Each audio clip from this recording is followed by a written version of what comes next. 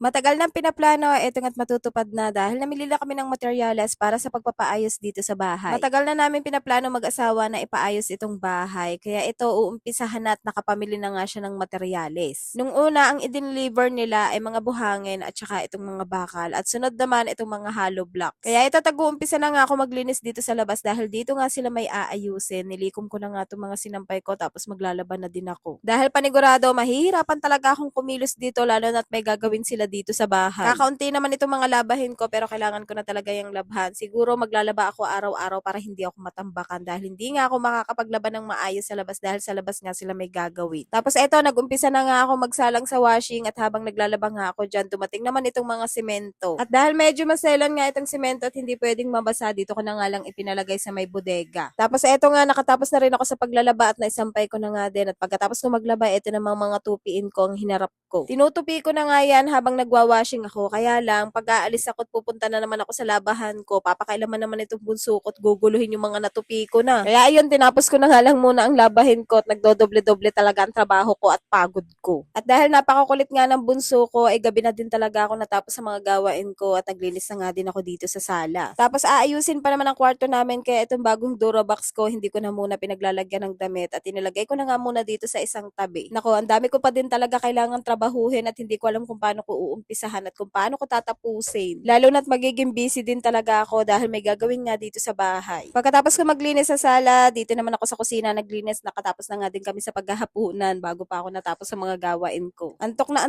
nga din ako ng mga oras na yan dahil ang aga ko nga ding nagising kanina tapos hindi nga rin ako nakatulog nung tanghali. Pero kailangan ko talagang tapusin ang mga gawain ko bago ako matulog. Medyo nabugnot pa nga ako ng mga oras na yan dahil may sinasabi nga ako sa asawa ko na gusto ko din ipaayos kaya lang para magkaiba kami ng gusto. Bago yata matapos ang paggagawa dito sa bahay, nako mag-aaway talaga kami mag-asawa. Sabi ko nga kung ano yung gusto kong design dito sa bahay, dapat yun naman susunod dahil ako naman ang kumikilos dito sa bahay, hindi naman siya. Nako, pag hindi talaga niya sinunod yung gusto ko, hindi talaga ako tutulong sa pagbabayad. Tapos eto nga, punta na nga tayo dito sa ginagawa ko. Tingnan nyo naman tong sahig namin dahil nung nakaraan nagdikit ako ng vinyl tiles, yung mga pandikit kumapit dyan sa sahig at hindi ko talaga matanggal at ang hirap talaga niyang tanggalin. Pero buti na lang meron na nga akong ganitong electric brush kaya hindi na talaga ako nahirapan. Hindi na rin ako mahihirapan sa pagkukod ko dahil dito sa ginagamit ko. At ayun nga't saglit lang natanggal na mga nakadikit dito sa tiles namin. Kainaman, stress talaga ako dyan. Tingnan nyo naman at minamap ko, hindi talaga yun natatanggal. Tapos etong brush na ginagamit ko, hindi siya makalat gamitin. Spray ka lang. Tapos ayun, matatanggal na yung gusto mong tanggalin. Napaka-convenient pa nito gamitin lalo na sa kusina natin. Tapos pwede nga din to sa CR. Napapanood ko nga lang to sa mga nagki-cleaning vlog na mga taga-ibang bansa at napaka-satisfying talaga niyang gamitin. Bale, rechargeable nga pala to pero napakatagal niya talagang malobat.